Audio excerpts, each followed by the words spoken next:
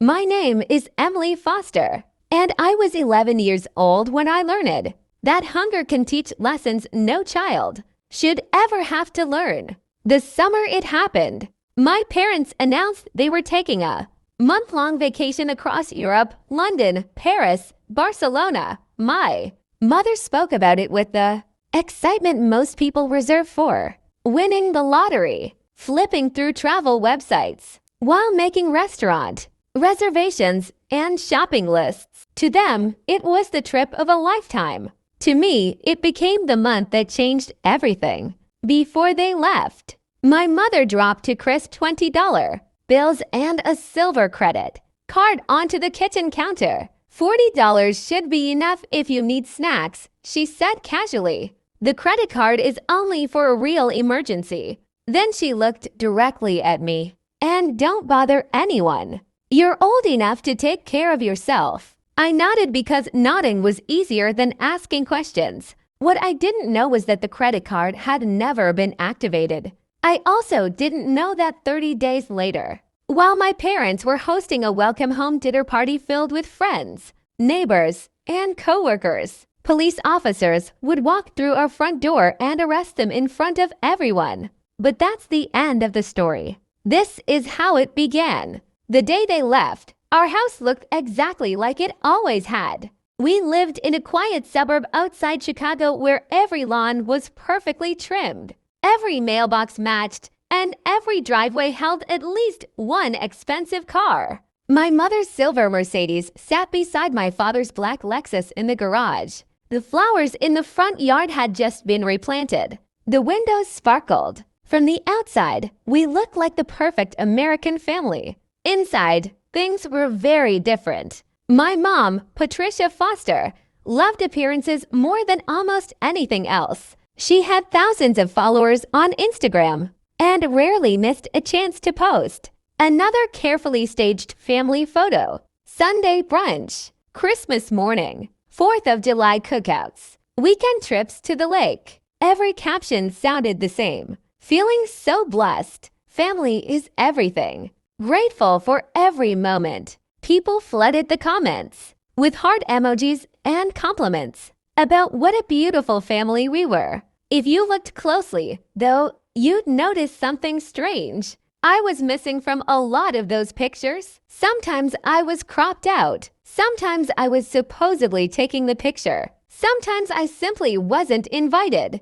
No one ever asked why. My father, Robert Foster, worked long hours at a financial firm downtown. He usually came home around 7 every evening, loosened his tie, ate dinner in silence, watched the evening news, and went upstairs. He wasn't mean. He wasn't loud. He just wasn't really there. Whenever my mother made a decision, he agreed with it.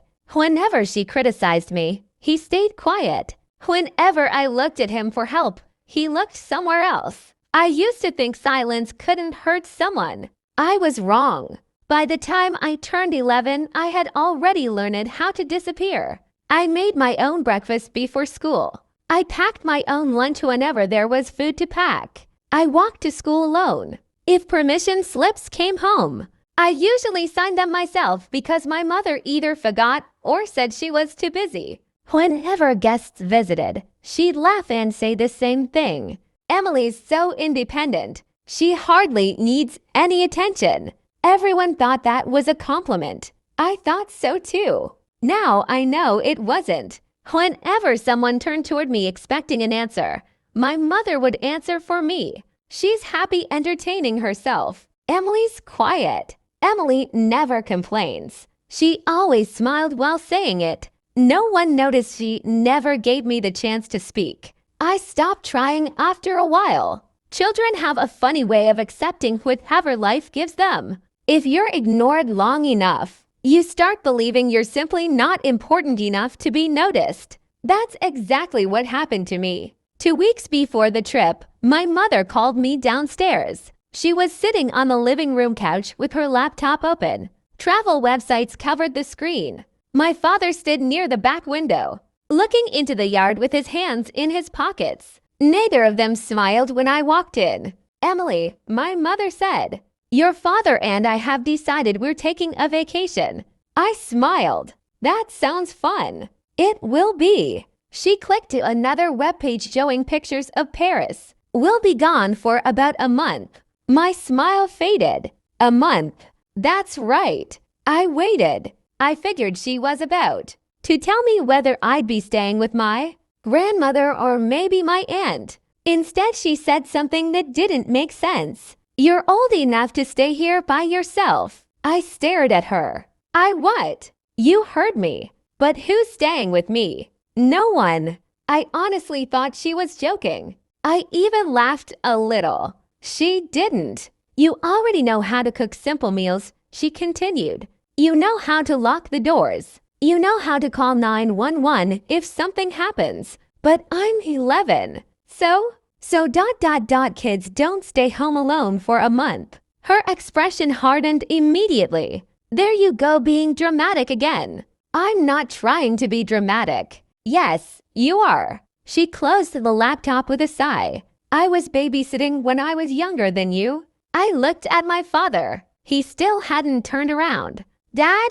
Nothing. Can Grandma stay here? I asked quietly. She's busy. What about Aunt Margaret? The room instantly became colder.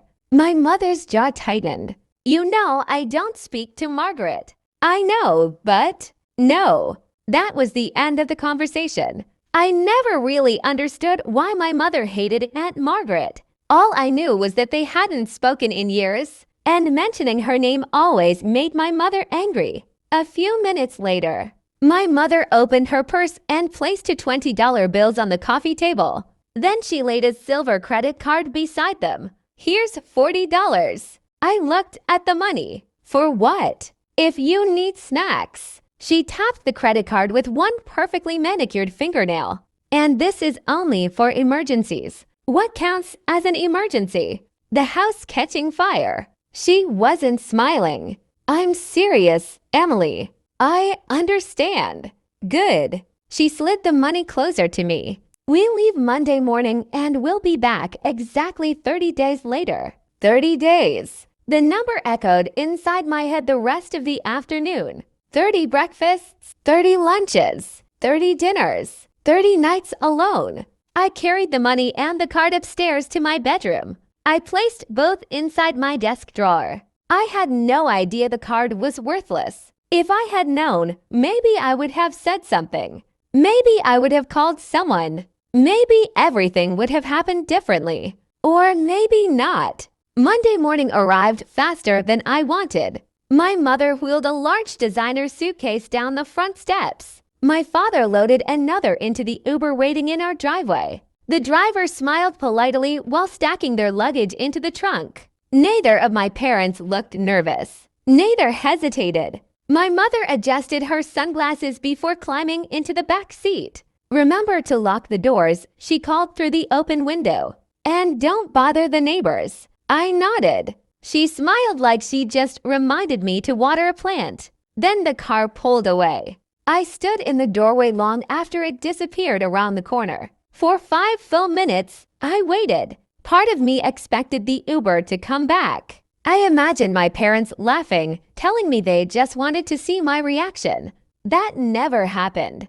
The street stayed quiet. Eventually, I closed the front door. The sound of the lock clicking into place echoed through the empty house. For the first time in my life, I was completely alone. The first night alone didn't feel real. I kept expecting to hear the garage door rumble open or my mother's heels clicking across the hardwood floor. Every little sound made me look toward the front door. The refrigerator hummed. The air conditioner kicked on every few minutes. Tree branches scraped against my bedroom window whenever the wind picked up.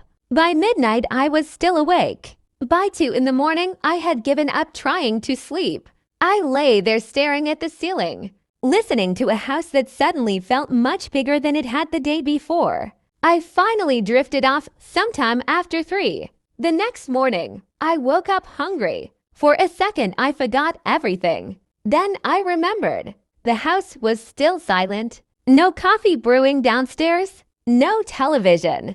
No voices. Just me. I shuffled into the kitchen and opened the refrigerator. My stomach dropped. There wasn't much inside. Half a gallon of milk, 4 eggs, a loaf of bread that had expired 2 days earlier, a few jars of pasta sauce, some ketchup, mustard, pickles, no fruit, no vegetables, no meat, nothing that looked like enough food for an entire month. I checked the freezer. A tray of ice cubes, 1 frozen pizza. That was it. I stood there for almost a minute, hoping I'd somehow missed another shelf. I hadn't. I carried the $40 downstairs and spread the bills across the kitchen table. Then I counted the days on the calendar. 30. I grabbed a notebook and did the math the way my teacher had shown us. $40, 30 days. That came out to just over $1 a day.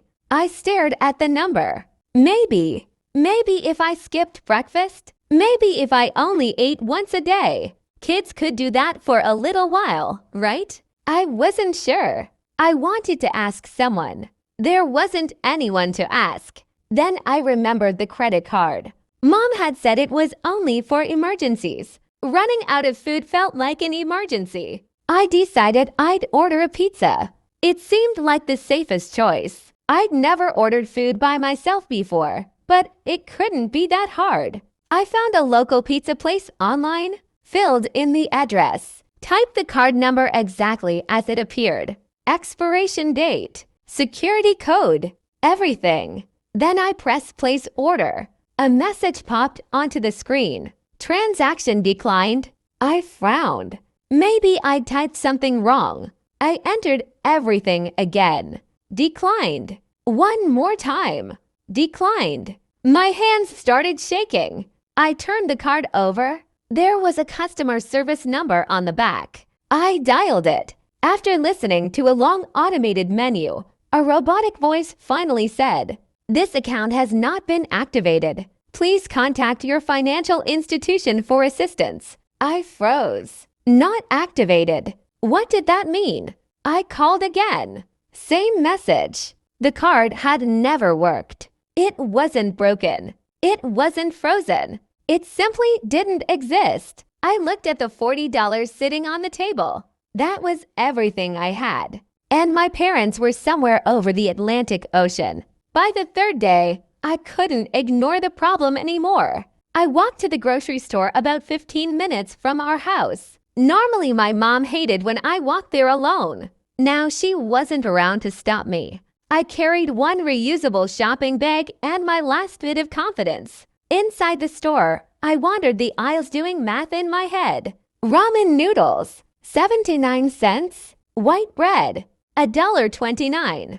Peanut butter, $2.99. Macaroni and cheese, 99 cents. Everything suddenly had a price attached to it that felt enormous. I picked up a box of cereal, put it back. Too expensive. A package of apples, back on the shelf. Lunch meat, definitely not. Eventually, my basket contained 6 packs of ramen noodles, 1 loaf of bread, and a small jar of peanut butter. That was all I could afford without risking running out of money completely. At the checkout counter, the cashier smiled. "Shopping by yourself today?" I forced a smile back. "My mom's outside."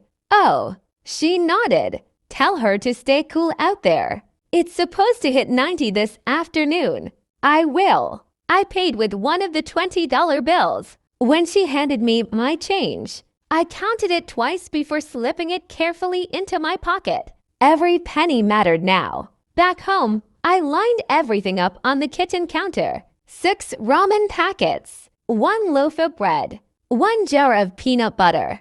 I stared at them like they were puzzle pieces. Then I made another plan. 1 package of ramen would become 2 meals, half for lunch, half for dinner. Bread only when absolutely necessary. Peanut butter in small spoonfuls. If I was careful, maybe it would last. Maybe. By the 5th day, my stomach hurt almost constantly. Not sharp pain, just a dull ache that never went away. I couldn't stop thinking about food. Commercials on television suddenly felt cruel. Every restaurant I passed smelled incredible. Even the cafeteria at summer school drifted through my memories. That afternoon, I finally called my mother. She answered after several rings. Music played in the background. People were laughing. "Hello, Mom." "What is it, Emily?" "The credit card doesn't work." A loud sigh. "What do you mean it doesn't work?" "It keeps saying it's declined." "You must be doing something wrong."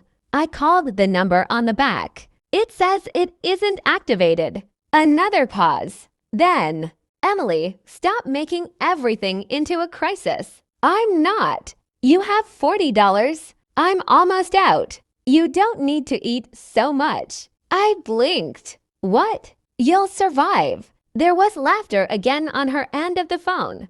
Someone said something in another language. She laughed. "I'm at dinner right now," she said impatiently. "We're celebrating." "But Mom ... I'm hanging up. I don't have enough food." "You're being dramatic." Click. The line went dead. I stayed sitting on the kitchen floor for a long time. The phone rested beside me. I didn't cry right away. I just stared at the refrigerator. Eventually, I opened it again, as if maybe food had magically appeared while I was on the phone. It hadn't. Later that evening, I opened Instagram. My mother's newest post appeared almost immediately. She was standing beneath the Eiffel Tower wearing a new dress I'd never seen before. She held a glass of champagne in one hand while my father smiled beside her. The caption read, "Paris has completely stolen our hearts. Living our best life." Hundreds of people had already liked it. Comments filled the screen. "You two are relationship goals. Beautiful family. You deserve this vacation." I stared at the picture. Then I looked at my half-empty bowl of ramen sitting beside me. Something inside me shifted. Not anger. Not yet. Something quieter. Something harder to explain. For the first time in my life, I wondered if maybe the version of my family everyone else saw wasn't real at all. That night, I remembered the old iPad my mother had given me after buying herself a newer one. It barely held a charge anymore. The screen had a tiny crack in one corner. Still, it worked. I opened the camera app, set it on the kitchen counter, pressed record. For a few seconds, I couldn't think of anything to say. Then the words came on their own. "Today is day 5. My voice sounded smaller than I expected. "My parents are in Paris." I turned the camera toward the refrigerator and opened the door. There isn't much left. Then I pointed the camera at my dinner. Tonight I ate half a pack of ramen. I looked back into the lens. My mom says I'm being dramatic. I swallowed. I don't think I am. I reached forward and stopped the recording. I didn't know why I'd made the video. Maybe I just wanted proof that I had been here. Proof that this was really happening. I had no idea those videos would one day become the reason. Everyone finally believed me. By the 7th day, I had developed a routine. Wake up. Count what little food I had left. Drink a glass of water before eating anything, hoping it would make me feel full. Eat half a pack of ramen. Try not to think about dinner. The hardest part wasn't the hunger anymore. It was the silence. No one asked how my day was. No one reminded me to brush my teeth or do my homework. No one noticed whether I was happy, sad, or scared. It was as if I disappeared from the world. The only person who seemed to notice anything was the man next door. Harold Harrison had lived beside us for as long as I could remember. He was 72 years old, retired, and had lived alone ever since his wife passed away several years earlier. His only roommate was a sleepy orange cat named Whiskers. Every morning he'd sit on his front porch with a cup of coffee and wave at anyone who walked by. He'd always waved at me on my way to school. I'd always waved back. That was the extent of our relationship. Until that Saturday afternoon, I had just finished watering the flowers my mother insisted stay alive while she was gone. I was dragging the heavy garden hose back toward the garage when I heard his voice. "Hey there, Emily." I turned around. Mr. Harrison stood at the edge of his yard with a friendly smile. "Haven't seen your parents in a while. They're on a trip." I figured. He studied my face for a moment. "Business." I nodded automatically. "Something like that." He didn't seem convinced. "How long have they been gone?" "A week." "A whole week?" "Yes, sir." He glanced toward our driveway. "Who's staying with you?" The question caught me off guard. For a second, I almost repeated the lie I'd been telling everyone. But something stopped me. Maybe it was the kindness in his voice. Maybe it was because I was tired. Maybe I was simply exhausted from pretending everything was okay. "I'm by myself." His smile disappeared. "What do you mean, by yourself?" "My parents said I'm old enough." He looked at me for several long seconds. I suddenly became very aware of how loose my t-shirt felt, how tired I probably looked, how dry my lips were. "Emily ... His voice softened. "Have you eaten today?" I answered too quickly. "Yes." He nodded slowly. "I see." Then he smiled again. "I made way too much spaghetti this afternoon." He hadn't. I knew he lived alone. He knew I knew. Still, he continued. "I'd hate for it to go to waste." I looked down at the ground. "I don't want to bother you." "You wouldn't." Another pause. "Would you do an old man a favor?" I looked up. "What favor?" "Help me finish dinner." His house smelled like garlic bread and tomato sauce. It felt ... lived in. Family photos covered the shelves. Books were stacked beside an old recliner. Whiskers rubbed against my legs the second I walked inside. Mr. Harrison laughed. "He likes good people." I smiled for what felt like the first time all week. He served spaghetti with homemade meat sauce, garlic bread, and a small salad. I tried to eat slowly. I really did. But after the first bite, my body took over. I finished one plate, then another, then half of a third. Mr. Harrison never commented. He simply kept refilling my glass of water. When I finally leaned back in my chair, embarrassed, he smiled gently. "Better?" I nodded. "Yes, sir." "A little." After dinner, we sat on his back porch. The evening sun painted the neighborhood gold. Kids rode bicycles down the street. Families grilled hamburgers. It looked like a normal summer evening. Mr. Harrison broke the silence. "So ... He folded his hands together. "Tell me the truth." I already knew what he meant. "My parents are in Europe." "For how long?" "A month." "And they've left you here alone?" "Yes." He closed his eyes briefly. "When did they leave?" 7 days ago." "How much food did they leave?" I hesitated. "Not much." "And the money?" "They gave me $40. His eyebrows rose. "For a month." I nodded. "There was supposed to be a credit card." "What happened?" "It doesn't work." I explained everything. The declined transactions. The automated message. My phone call with my mother. How she told me I was being dramatic. I even admitted I'd been splitting ramen noodles into 2 meals. Mr. Harrison didn't interrupt once. When I finally finished, he stared quietly into his coffee mug. Then he sighed. "Emily ... double quotes. I know." "No." He shook his head. "I don't think you do." "Would you like me to call someone?"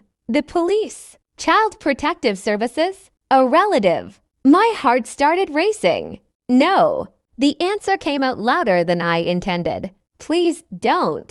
"Why not?" "My mom said ... I stopped talking. "What did she say?" I swallowed.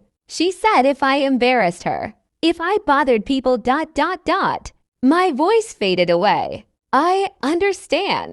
He nodded slowly. "You don't have to finish." For several seconds, neither of us spoke. Finally, he said, "I'll make you a promise." I looked up. "I won't call anyone tonight." Relief washed over me ... But his voice became serious. I'm not going to let you go hungry either. You don't have to. I know. He smiled warmly. I want to. He stood up. From now on, I'll make a little extra every evening. You can come over for dinner. If you're uncomfortable with that ... He shrugged. I'll bring it next door. Tears filled my eyes. I blinked them away before he noticed. Thank you. It's just dinner. No. I shook my head. It's more than that. Before I left, Mr. Harrison walked me to the front door. Then he stopped. One more thing. Yes. If anything strange happens ... double quotes. If you feel unsafe ... double quotes. If your parents say something that worries you ... double quotes. I want you to write it down. Why? He smiled sadly. Because memories fade, but evidence doesn't. I frowned. I don't understand. You don't have to. He opened the door. Just promise me. I promise. That night I couldn't stop thinking about what he'd said. Evidence. The word stayed with me. When I got home, I pulled out my notebook. At the top of the page I wrote, Day 7. Breakfast, half a pack of ramen. Lunch, peanut butter sandwich. Dinner, spaghetti at Mr. Harrison's. Then I wrote something else. Mr. Harrison asked if I was okay. He's the first person who noticed. I stared at the sentence. Then I reached for the iPad. I pressed record. Today is day 7. I showed the camera my notebook. Then I pointed toward the container of leftover spaghetti. Mr. Harrison had insisted I take home. My neighbor fed me tonight. I smiled just a little. He said I should keep evidence. I looked directly into the camera. So I guess that's what I'm doing. I ended the recording. For the next several days, life became slightly easier. Every evening around 6, there would be a knock at the door. Sometimes it was chicken soup. Sometimes grilled cheese. Sometimes leftovers from whatever Mr. Harrison had cooked. He never made me feel like a charity case. He'd simply smile and say, I accidentally made too much again. Eventually, we both stopped pretending it was an accident. Even with regular dinners, though, I kept losing weight. My clothes hung a little looser every morning. I still couldn't sleep. I still worried constantly. Every time the phone rang, my stomach tightened. Every time I checked Instagram and saw another smiling vacation photo, something inside me hurt. But now there was one important difference. I wasn't completely invisible anymore. Someone had finally noticed. Someone believed me. And without realizing it, Mr. Harrison had given me something far more important than food. He had given me the first reason to believe that maybe, just maybe, I didn't have to go through this alone. By the beginning of the second week, summer school had started. My mother had enrolled me months earlier. At the time, I thought it was because she wanted me to keep up with my classes. Now I understood the real reason. If I was at school every morning, no one would question why an 11-year-old was spending her days alone. To everyone else, it would look like everything was normal. At least, that was the plan. My alarm went off at 6:30. I stood in front of my closet trying to decide what to wear. Most of my clothes were dirty. I had never learned how to use the washing machine. My mother always said she'd teach me when I was older.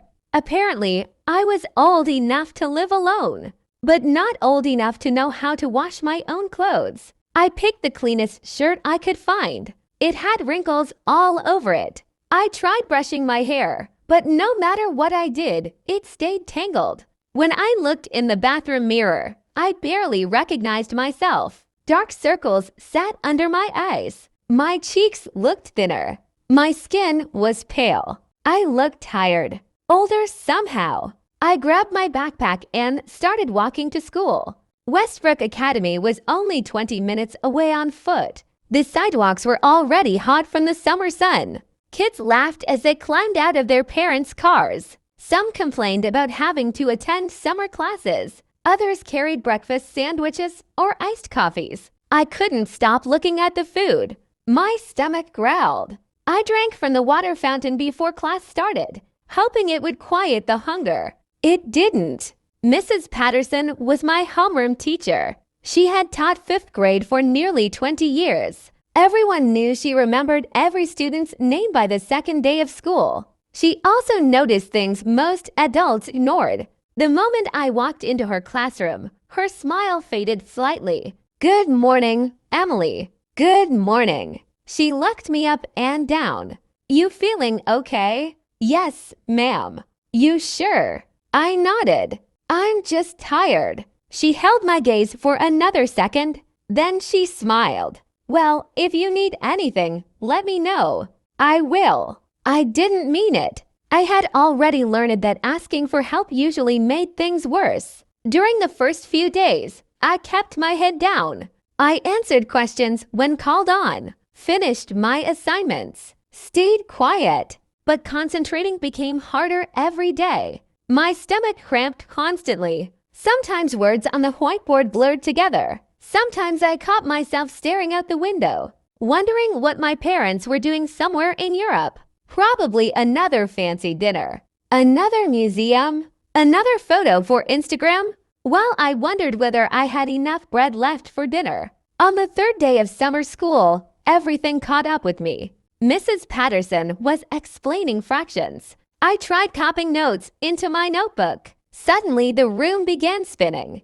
At first, I thought I was just dizzy. Then the letters on the board blurred completely. Voices sounded far away. I grabbed the edge of my desk. My hands felt weak. The next thing I heard was someone shouting my name, "Emily." Then everything went black. When I opened my eyes again, I was lying on a bed in the nurse's office. The fluorescent lights above me were painfully bright. A cool cloth rested across my forehead. The school nurse smiled gently. "Welcome back." "What happened?" "You fainted." I tried sitting up. My head immediately started spinning again. "Easy." She helped me lean against the pillow. "How are you feeling?" "Okay." It was automatic. The answer I always gave. She wasn't convinced. "When was the last time you ate?" "This morning." "What did you have?" I hesitated. Half a pack of ramen." She frowned. "That's all." I looked away. A few minutes later, she asked me to step onto the scale. I obeyed. She wrote the number down, then opened my school health file. Her expression changed. "Emily ... She looked from the paper back to me. "You've lost 9 pounds." I blinked. "What?" "In less than 3 weeks." She looked genuinely worried. "Has your doctor been treating you for something?" "No." "Have you been sick?" I shook my head. "No." She was quiet for a long moment. Then she asked the question I'd been dreading. "Where are your parents?" I stared at the floor. "In Europe." She frowned. "When do they get back?" "Next week." "And who's taking care of you?" Silence. The room felt impossibly still. Finally, almost too quietly to hear, I answered, "No one." The nurse looked toward the doorway. Mrs. Patterson was standing there. She must have come as soon as she heard what happened. The 2 women exchanged a glance. Neither one spoke for several seconds. Mrs. Patterson pulled up a chair beside me. She didn't sound angry. She sounded heartbroken. "Emily ... You don't have to explain everything today, but I need you to know something." I looked up. "I believe you." 3 simple words. No adult had ever said them to me before. I felt something tighten in my chest. The words wouldn't come out. "You don't have to be afraid here." Her voice stayed calm.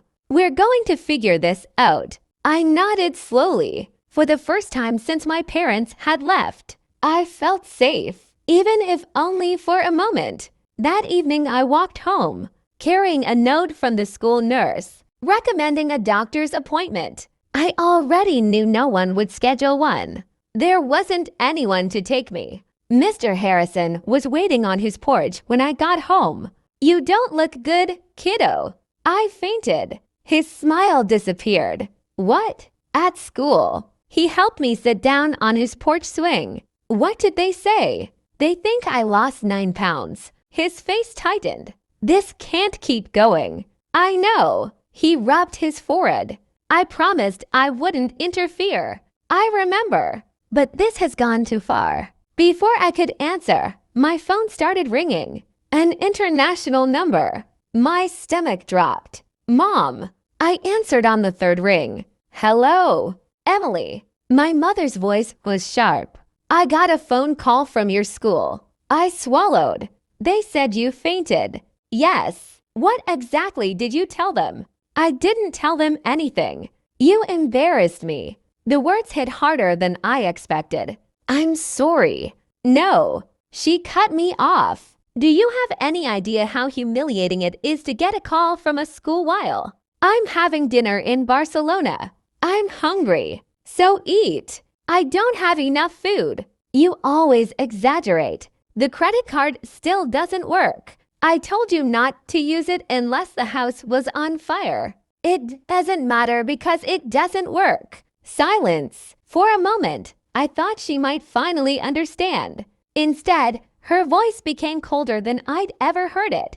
Listen carefully, Emily. If you tell anyone our family business ... double quotes, the school, the neighbors, anyone, when I get home, I'm sending you to boarding school. My heart started pounding. You won't live here anymore. You won't see your friends. You'll learn what real consequences look like. I couldn't speak. Do you understand? ... Yes. Good. In the background, I heard my father say something. I couldn't make out the words. He never asked to talk to me. Never asked if I was okay. Never asked if I'd eaten. A second later, the call ended. I sat frozen on Mr. Harrison's porch. He had heard enough of the conversation to understand. You okay? I nodded automatically. No. I shook my head. Not really. He sighed deeply. I think it's time. Time for what? To stop hoping this will fix itself. That night I couldn't sleep. Instead, I opened my mother's Instagram. A brand new photo filled the screen. She and my father were smiling beneath a glowing sunset in Barcelona. She held a glass of wine. He had his arm around her shoulders. The caption read, "Another perfect evening in Spain with the love of my life." Thousands of people believed the picture. I knew the truth. I picked up the iPad, pressed record. Day 14. My voice sounded different now. Calmer, almost empty. My mom called today. I explained everything. The threat, the boarding school, the accusation that I'd embarrassed her. Then I looked straight into the camera. I'm not trying to embarrass anyone. I just don't want to be hungry anymore. I ended the recording. As I placed the iPad on my desk, I realized something. At the beginning of the month, I made videos because I hoped someone might believe me someday. Now, I was making them because I knew I would eventually need to prove the truth. And somewhere across town, without me knowing it, Mrs. Patterson had already begun writing down everything she'd noticed. Every missed meal, every bruise beneath my eyes, every pound I'd lost, every answer I'd whispered. She hadn't decided exactly what she was going to do yet, but one thing had become painfully clear. She was no longer willing to pretend she hadn't seen what was happening. By the 15th day, I had stopped pretending everything was okay. Not with myself. Not in my journal. Not in the videos I recorded every night. For the first time in my life, I wasn't trying to protect my parents. I was trying to protect the truth. Every morning before school, I picked up the old iPad and pressed the record button. It became part of my routine. Day 15. I opened the refrigerator. The camera showed every shelf. 1 egg, half a loaf of bread, expired milk, a bottle of ketchup, nothing else. This is everything I have left. Then I stepped onto the bathroom scale. 83 pounds. I paused. I weighed 92 before Mom and Dad left. The number didn't seem real. 9 pounds. Gone. I ended the video and wrote the same information in my notebook. Date, weight, what I'd eaten, how I felt. No guessing, no exaggeration, just facts. That afternoon, I checked Instagram. Another vacation photo. This time my mother stood beside a harbor in Monaco, wearing a white dress and oversized sunglasses. A plate of oysters sat on the table in front of her. The caption read, "Living the dream." Hundreds of comments appeared beneath it. "You deserve this. What an incredible life. Your family is so lucky." I stared at the picture for a long time. Then I wrote in my journal, Day 15. Mom is eating oysters in Monaco. I had half a package of ramen for dinner. We're clearly living in different worlds. Mr. Harrison continued bringing dinner every evening. One night it was chicken soup. The next night, meatloaf. Another night, grilled chicken and mashed potatoes. He never asked me to thank him. He never made me feel guilty. Instead, he talked about baseball, about his late wife, about Whiskers chasing birds outside the kitchen window. He gave me something I hadn't realized I missed. Normal conversations. On the 17th day, he looked at me across the dinner table. "You've gotten quieter." "I've always been quiet." "No." He shook his head gently. "There's a difference." I looked down at my plate. The old Emily was shy. He paused. "This Emily looks tired." I didn't know how to answer that. That night, another email arrived from my mother. The subject line was blank. There were only 2 sentences inside. "Stop bothering people. We're trying to enjoy our vacation." I read it 3 times. Then I opened the iPad. Day 17. I held the email app to the camera. My mom says I'm bothering people. I laughed softly. It wasn't a happy laugh. I didn't know asking for food counted as bothering someone.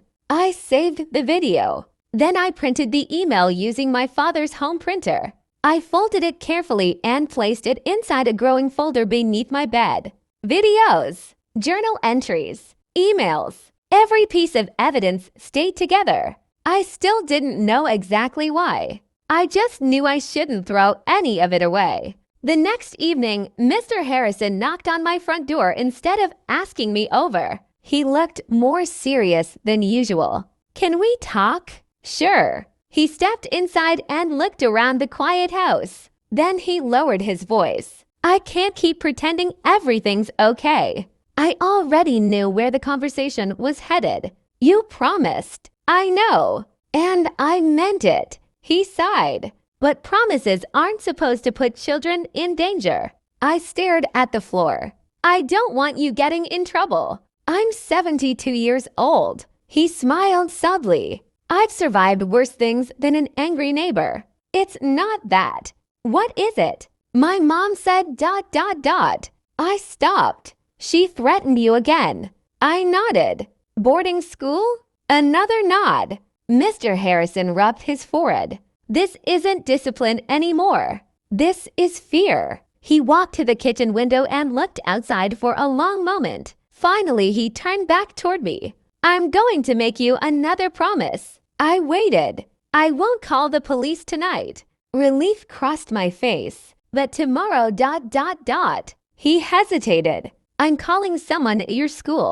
My heart started racing. "No, I'm not giving them details. I'll stay anonymous. I'll simply tell them they need to check on one of their students." I didn't answer. "Emily." He looked me straight in the eyes. "You deserve adults who protect you." I felt tears building again. "I don't know if I deserve that." His expression broke my heart. "Oh, sweetheart." He stepped forward and gently rested a hand on my shoulder. "Every child deserves that. Every child." No one had ever said those words to me before. The next morning, while I sat in math class trying to concentrate, an anonymous phone call reached the school office. The caller refused to give his name. He only said one thing: "Please check on Emily Foster. Something is very wrong." Then he hung up. The message was forwarded to Mrs. Patterson. She sat quietly at her desk after class ended.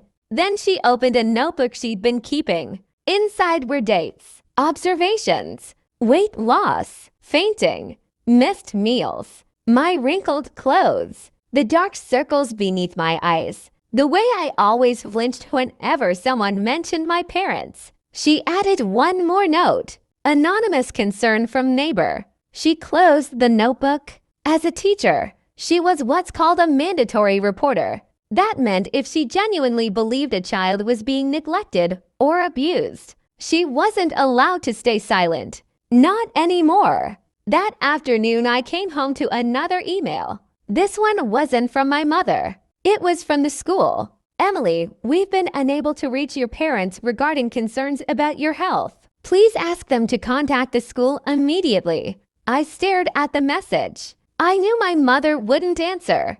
If she did, she'd just say I was being dramatic again. I closed the email, picked up the iPad, pressed record.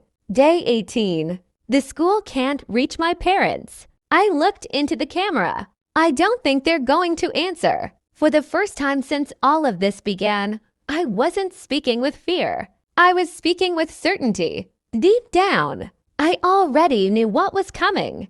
The adults who cared about me were running out of reasons to wait, and the adults who had abandoned me were running out of excuses. The truth was getting closer. Whether my parents were ready for it or not, day 19 began like every other. I woke up hungry, recorded my morning video, stepped onto the bathroom scale, made myself half a pack of ramen, walked to summer school. On the outside, nothing had changed. Behind the scenes, everything was about to. Mrs. Patterson wasn't smiling when I walked into class. She greeted every student the way she usually did, but every few minutes I caught her looking in my direction. Not in a way that made me uncomfortable, in a way that made me think she was worried. During lunch, she quietly asked me to stay behind for a minute. When the room emptied, she sat on the edge of her desk. Emily, I need to ask you something. I nodded. Have your parents contacted the school yet? I shook my head. No, ma'am. Do you know why they haven't returned our calls? They're on vacation. She sighed softly. And there's still no adult staying with you. I looked down at the floor. No. She closed her eyes for a second, almost as if she had been hoping I'd give a different answer. Then she stood. Thank you for telling me the truth. That was all she said. But I noticed something afterward. She walked straight to the principal's office. That afternoon, Principal David Collins tried calling my mother's international number again. This time, she answered. Hello, Mrs. Foster, this is Principal Collins from Westbrook Academy. Oh, her voice instantly changed. Warm, friendly, the perfect concerned mother. Is everything all right?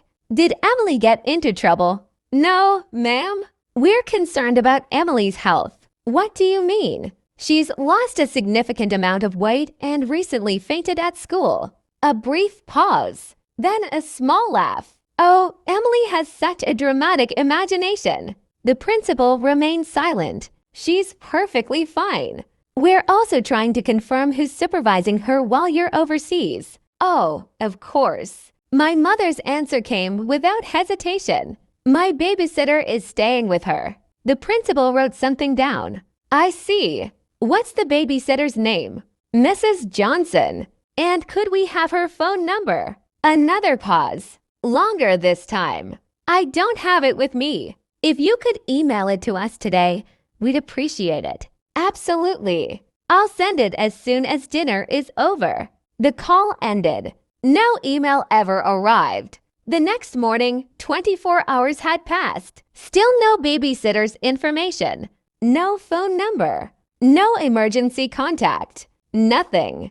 Mrs. Patterson and the school nurse met with the principal. The nurse placed Emily's health records on his desk. 19 days. She pointed to the chart. 9 pounds lost. Frequent dizziness. Signs of malnutrition. Mrs. Patterson quietly added, and now we have an anonymous report from a neighbor saying she's alone. The principal leaned back in his chair. There was only one decision left. He picked up the phone. I'm making the report. That afternoon, An official report was filed with Illinois Child Protective Services. A new case appeared in the system. Possible child neglect. Minor left alone for nearly 3 weeks. Medical concerns. Parents overseas. A caseworker was assigned immediately. Her name was Karen O'Halloran. At that moment, I had never heard her name. Within 48 hours, she would change my life forever. I had no idea any of this was happening. I was home that evening eating soup Mr. Harrison had made when my phone buzzed. Another email from my mother. No greeting. No subject line. Just one paragraph. Emily, the school keeps calling us because of you. If you tell anyone lies about this family, I'll make sure they know you have emotional problems. I'll tell them you've always made things up. They'll believe me, not an 11-year-old child. If you embarrass me again, you'll regret it. I read the email twice, then a third time. Instead of crying ... I walked upstairs, picked up the iPad, pressed record. Day 20. My mom just emailed me. I slowly read every single word aloud. When I finished, I looked directly into the camera. If anything happens ... double quotes. I want people to know I didn't make this up. I ended the recording, saved the file, printed the email, placed it inside the folder beneath my bed. The evidence kept growing. Looking back now, people often ask me the same question. Emily, why didn't you call the police yourself? The answer is simple. Because I was 11. I'd spent my entire life believing parents were always right. I'd been taught that good children stayed quiet, that asking for help meant causing trouble, that if I just behaved a little better, loved a little harder, needed a little less, everything would eventually be okay. It took nearly 3 weeks of hunger before I understood something that should have been obvious. No amount of being good can make someone love you if they've already decided not to care. The next afternoon, there was a knock at my front door. I wasn't expecting anyone. Mr. Harrison usually came over closer to dinner. I looked through the peephole. A woman stood outside wearing a navy blazer and carrying a leather folder. She smiled politely when she saw me. Hi, my name is Karen. I'm with Child Protective Services. For a second, I forgot how to breathe. Everything my mother had warned me about came rushing back. Don't embarrass me. Don't tell anyone.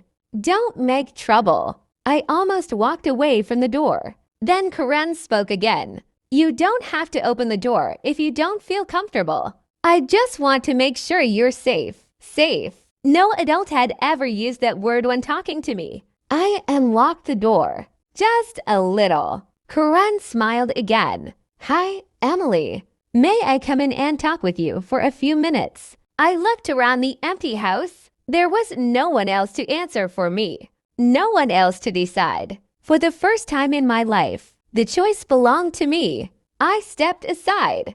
Okay. Karen walked inside, and without either of us realizing it, that single decision marked the beginning of the end for everything my parents had spent years pretending to be. Karen stepped inside slowly, giving me enough space that I never felt cornered. She didn't walk around the house like she was searching for something. She didn't start asking rapid-fire questions. Instead, she smiled kindly and said the first words that made me feel like I wasn't in trouble. Thank you for letting me in, Emily. I nodded but didn't say anything. I wasn't sure what I was supposed to do. Karen glanced around the living room. The curtains were still closed.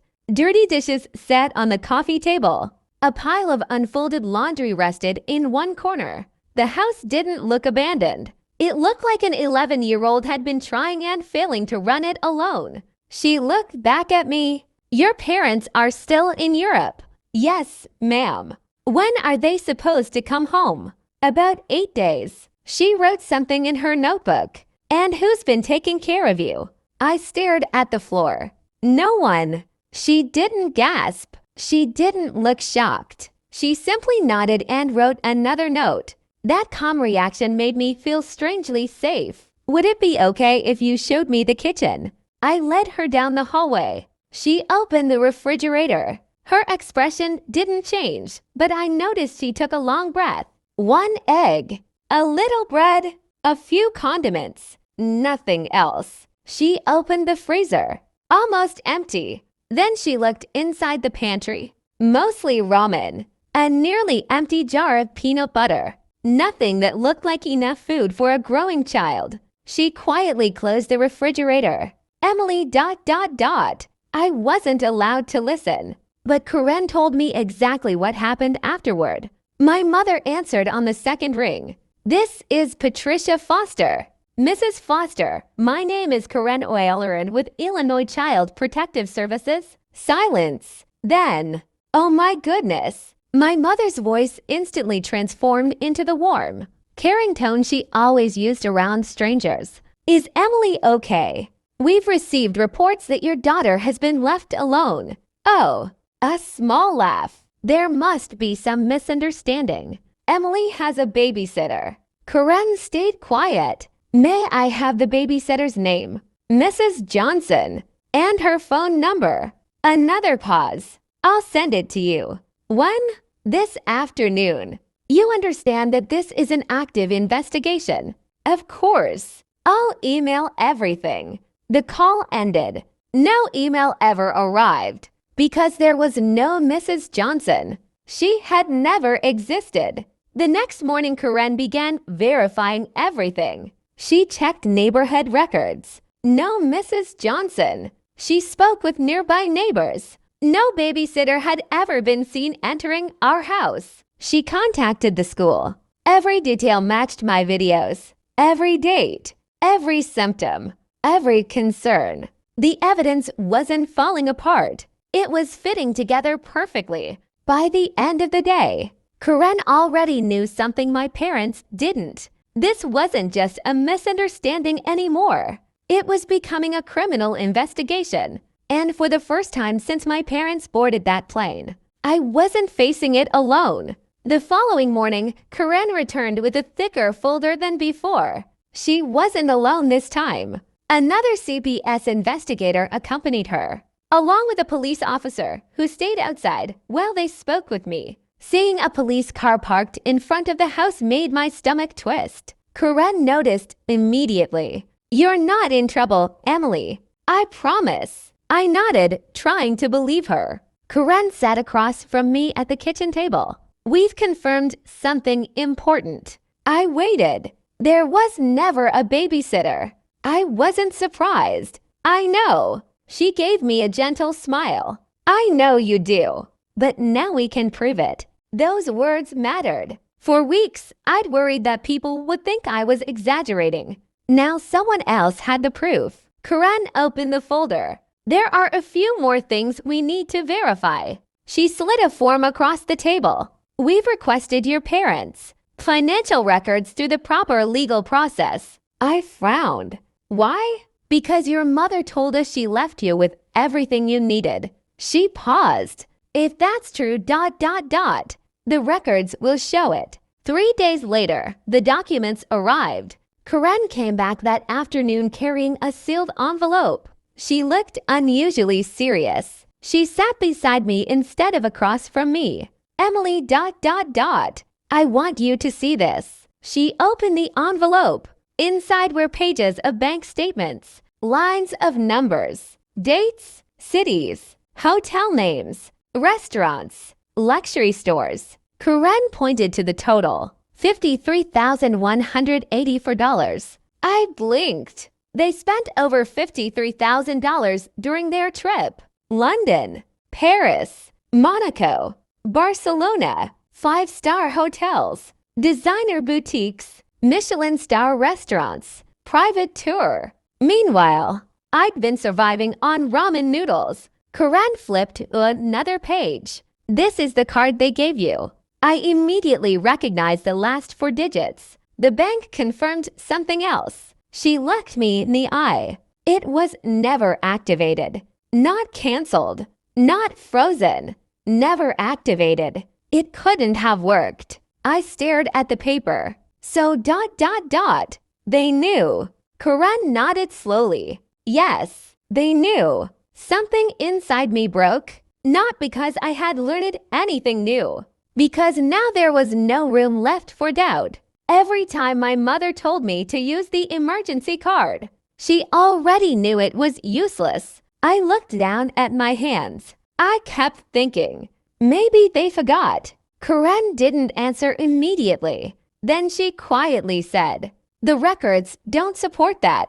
That hurt more than I expected. Hope can survive almost anything. Evidence kills it. That evening, Karen made another phone call. This one was different. It wasn't to my mother. It was to the local police department. After reviewing the evidence, the investigation was officially upgraded. Possible felony child endangerment. The criminal division was notified. Later that night, my phone rang. International number. I already knew who it was. Hello. My mother's voice was ice cold. What did you tell Child Protective Services? I told them the truth. You've destroyed everything. I didn't. You embarrassed me. She practically screamed. Do you understand what people will think? I closed my eyes. I was hungry. You had money. It wasn't enough. You had the card. It didn't work. Silence. Just 1 second. But it was enough. You knew. More silence. Then ... Listen carefully. When your father and I get home ... double quotes. You're going to tell them you lied. No. My answer came before I even realized I'd spoken. She sounded stunned. What? I said no. You'll tell them you wanted attention. No. You'll apologize. No. Every answer became stronger, steadier, calmer. Then I said something I never imagined I'd have the courage to say.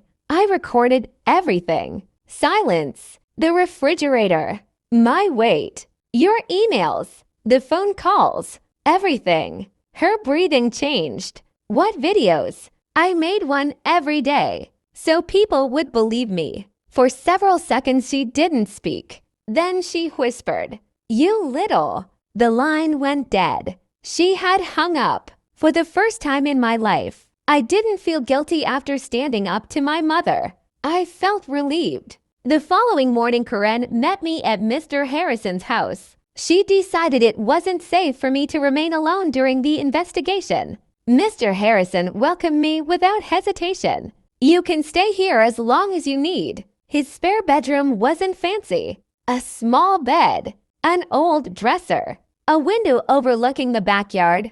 It felt warmer than the huge bedroom I'd grown up in, because someone actually wanted me there. Karen sat with me before leaving. "I need you to know what's going to happen next." I listened carefully. "Your parents return in 3 days." I nodded. "When they land ... double quotes. They'll already be under investigation." I swallowed hard. "What happens then?" Karen folded her hands. "We're requesting arrest warrants." I stared at her. "Arrest?" "Yes, for child endangerment." The words sounded unreal. My parents could go to jail. That decision belongs to the court. She paused. "But there will be consequences." Karen stood to leave. Then she stopped at the door. "Oh ... double quotes. There's one more thing." "What?" She smiled just a little.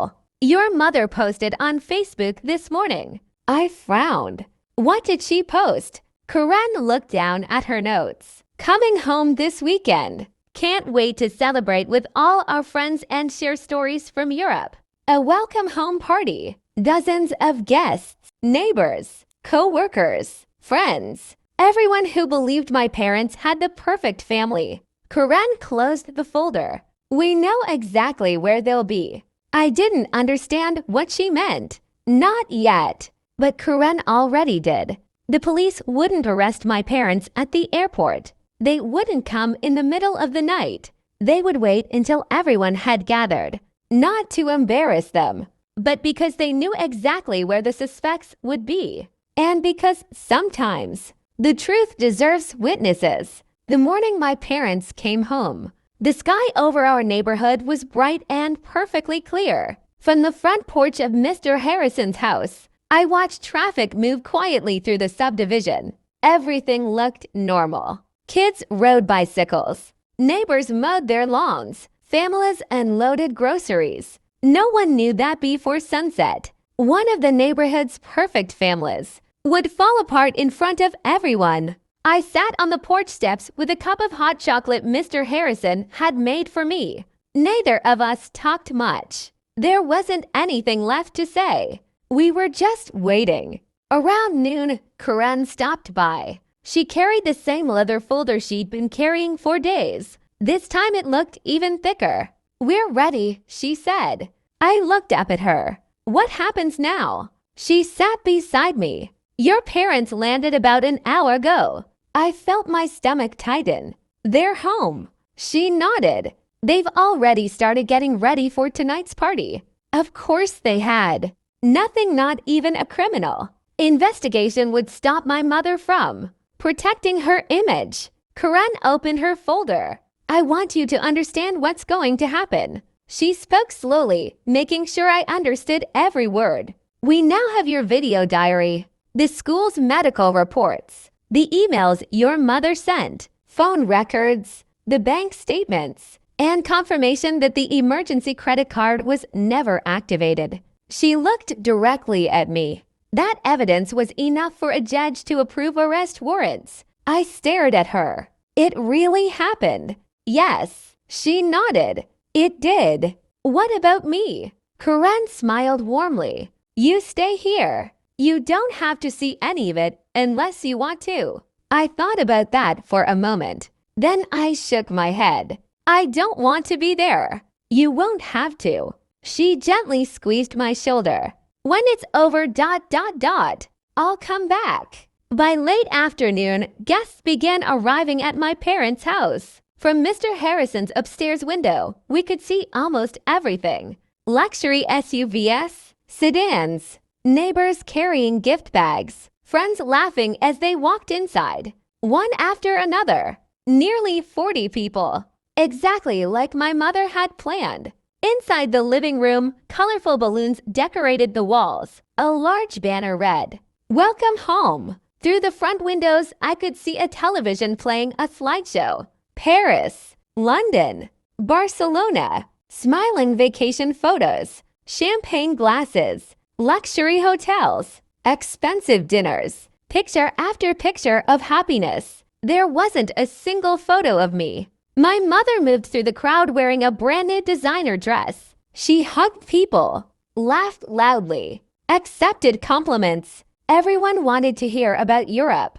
Everyone believed the story she wanted them to believe. Someone asked, "Where's Emily?" I couldn't hear my mother's full answer, but I watched her smile and point upstairs, probably saying I was resting. She had no idea I wasn't even in the house. Mr. Harrison quietly stood beside me. "You okay?" I nodded. "I think so." "You don't have to watch." I know, but I couldn't look away. For 11 years, I'd watched everyone believe my mother's version of reality. Tonight, they were finally going to see mine. At exactly 5:42 p.m., two unmarked vehicles turned onto our street. A marked police cruiser followed behind them. They parked a few houses away. Karen stepped out first. Behind her came two uniformed officers, Officer Nguyen, Officer Brooks. They walked calmly toward my house. No flashing lights, no sirens, just quiet determination. Inside, my mother picked up a champagne glass. She tapped it lightly with a spoon. The room slowly became quiet. She was about to give a toast. Before she could speak, the doorbell rang. She smiled, probably expecting another guest. She opened the door. Her smile disappeared instantly. Standing on the porch was Karen. Behind her stood the two police officers. "Mrs. Foster." Karen spoke calmly. "I'm Karen O'Halloran with Illinois Child Protective Services. We need to speak with you." My mother glanced behind her at the crowded living room, then back at Karen. "I'm actually entertaining guests. This isn't a good time." Officer Nguyen stepped forward. "Ma'am, this concerns your daughter." My mother's smile returned. The fake one. Oh, Emily is perfectly fine. She's upstairs. Karen answered quietly. No, she isn't. My mother's face changed. What? Emily has been in protective custody for several days. The room behind her became completely silent. Conversations stopped. Every guest turned toward the front door. Karen held up the folder. We have completed our investigation. My mother's voice became sharp. This is ridiculous. You've made a terrible mistake. Karen didn't react. We interviewed school staff. We interviewed neighbors. We reviewed medical reports. We obtained financial records. And we confirmed your daughter was left alone for more than 3 weeks. My mother laughed nervously. Emily exaggerates. She's very imaginative. There was a babysitter. Karen nodded. We investigated Mrs. Johnson. There is no Mrs. Johnson. No one spoke. Officer Brooks unfolded the arrest warrant. Patricia Foster. Robert Foster. You are under arrest for felony child endangerment. My father finally stepped forward. His face had gone completely white. There has to be some mistake. Karen looked at him. Sir, the evidence says otherwise. One of my father's co-workers stared at him. Robert, is this true? My father opened his mouth. Nothing came out. Across the room, another guest whispered. They left her alone.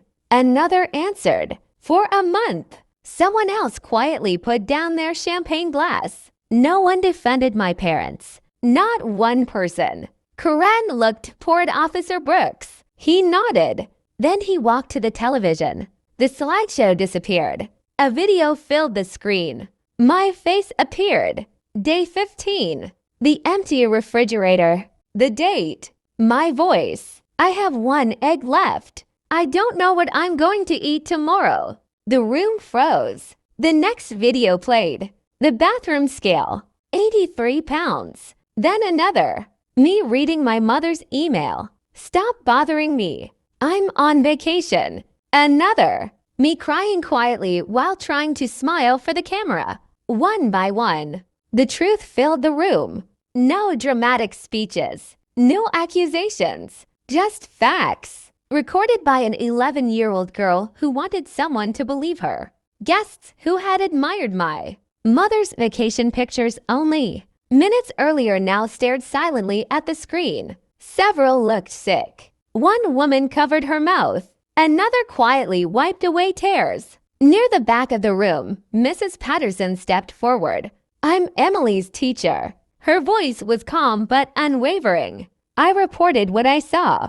I watched that little girl come to school hungry, wearing the same clothes, losing weight every week. She looked directly at my parents. This isn't a misunderstanding. It's neglect. No one argued with her. No one could.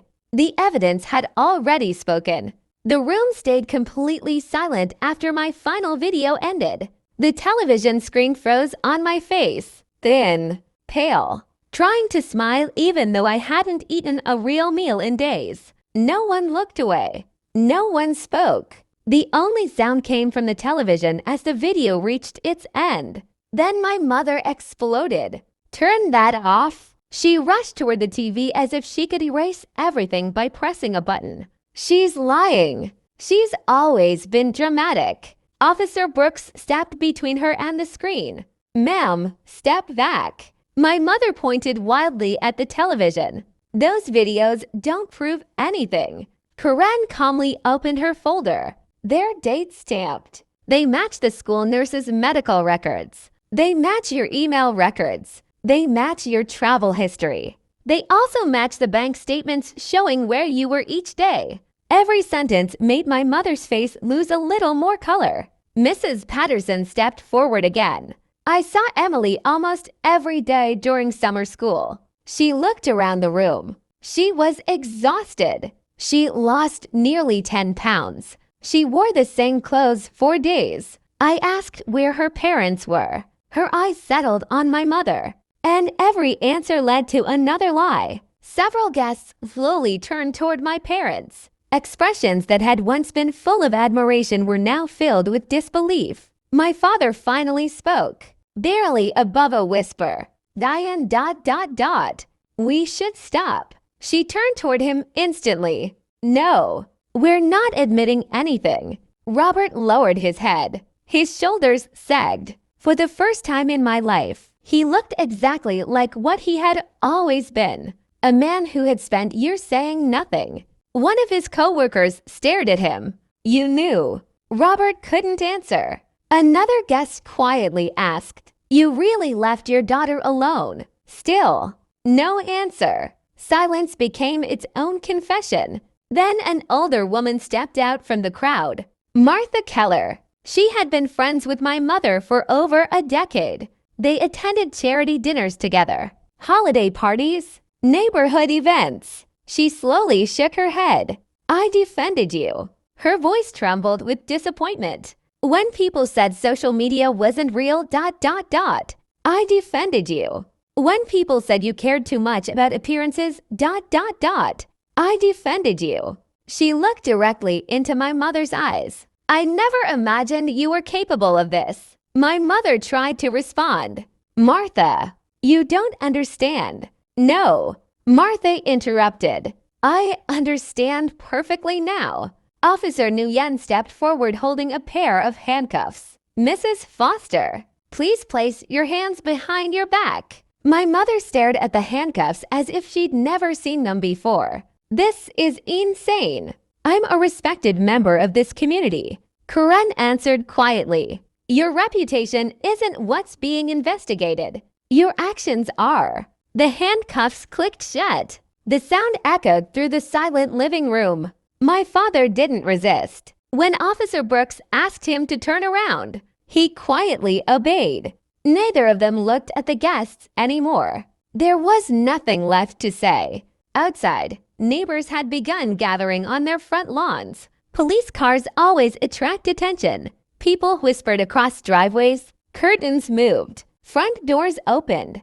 Within minutes, half the street knew something serious had happened.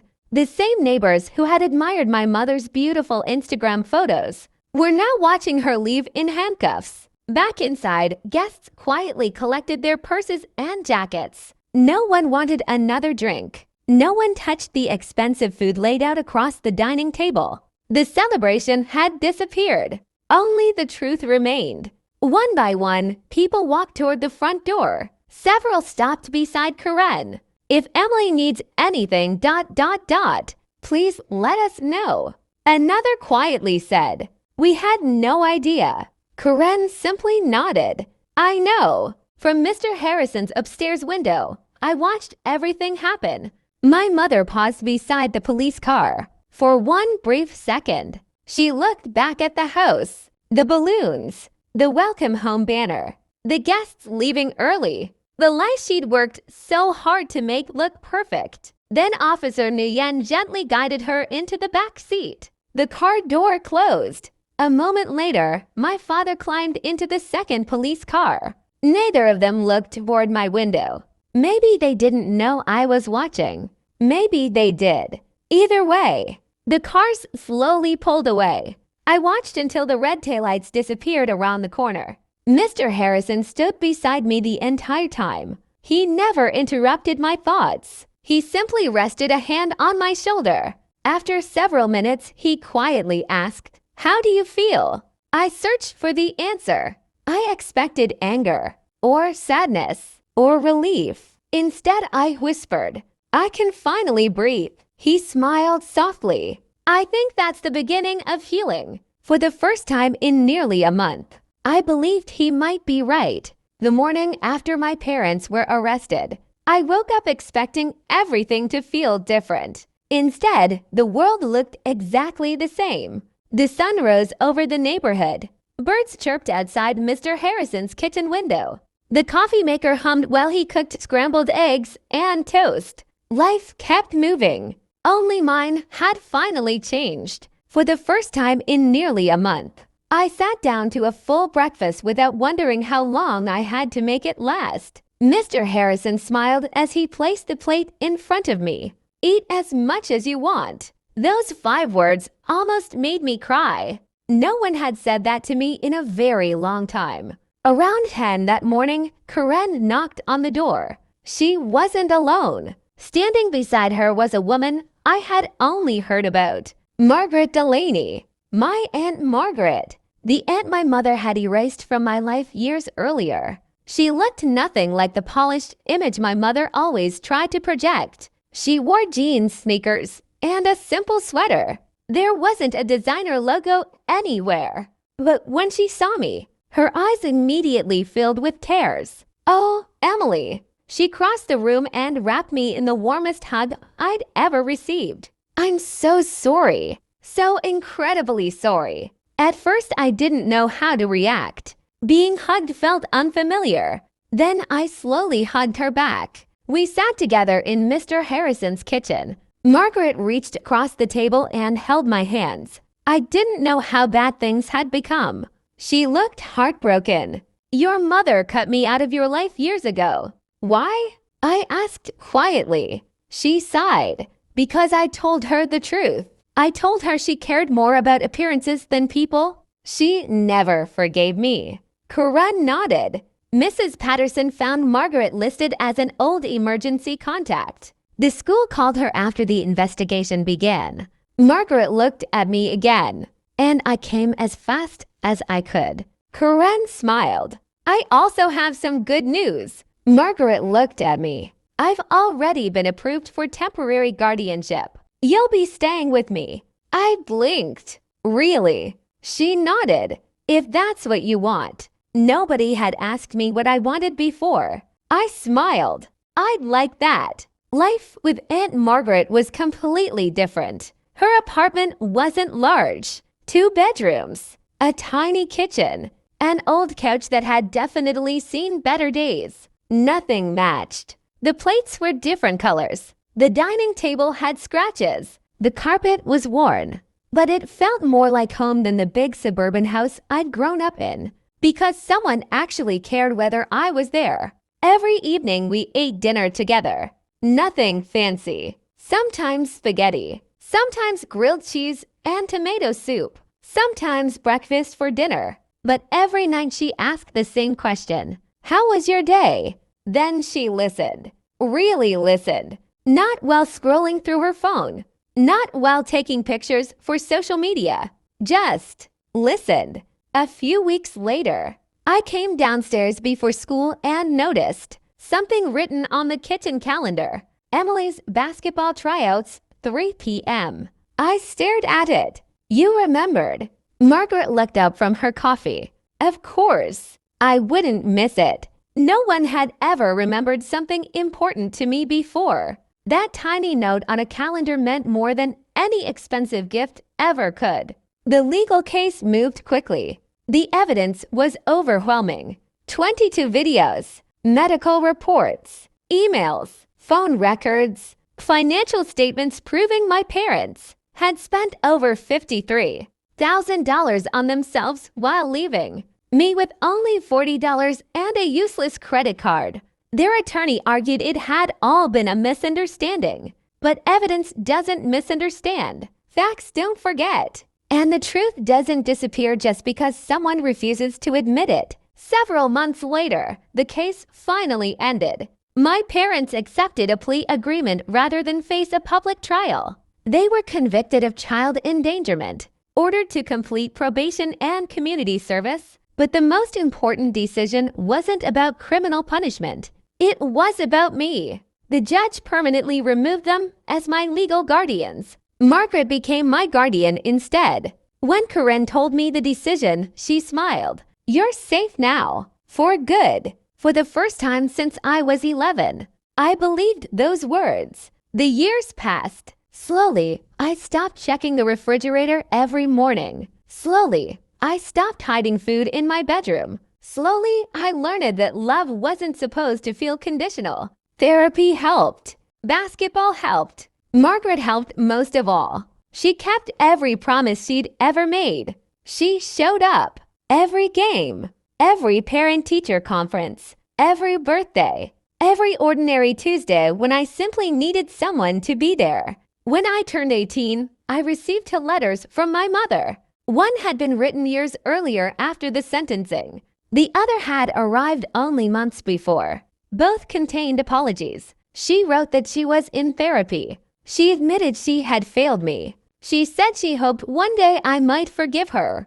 I read both letters carefully. Then I placed them back into their envelopes. I didn't throw them away, but I didn't answer them either. Forgiveness wasn't something I could force, and healing didn't require reopening old wounds. For the first time in my life, the choice belonged to me. That fall, I moved into my college dorm on a full scholarship. As Margaret hugged me goodbye, she whispered, "I'm proud of you."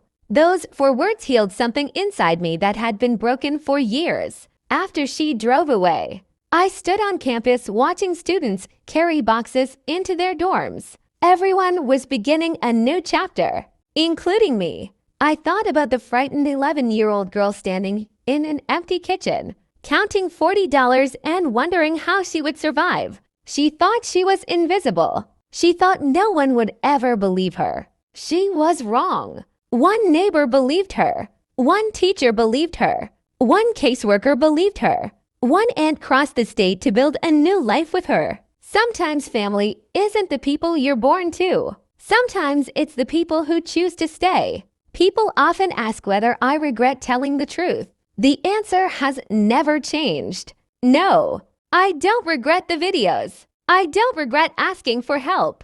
I don't regret the day the police knocked on my parents' front door. I didn't destroy my family. The truth simply revealed what had been broken all along. If I learned anything from that summer, it's this. Silence protects the people who cause harm. Truth protects the people who survive it. If you're listening to my story and you recognize yourself in it, if you've ever felt invisible, ignored, or afraid to ask for help, I hope you remember one thing. You deserve to be safe. You deserve to be heard. And you deserve people who love you enough to show up. My parents left me with $40 and a credit card that never worked. But I walked away with something far more valuable. My voice, my freedom, and a future that finally belonged to me. For me, That was the happiest ending I could have asked for.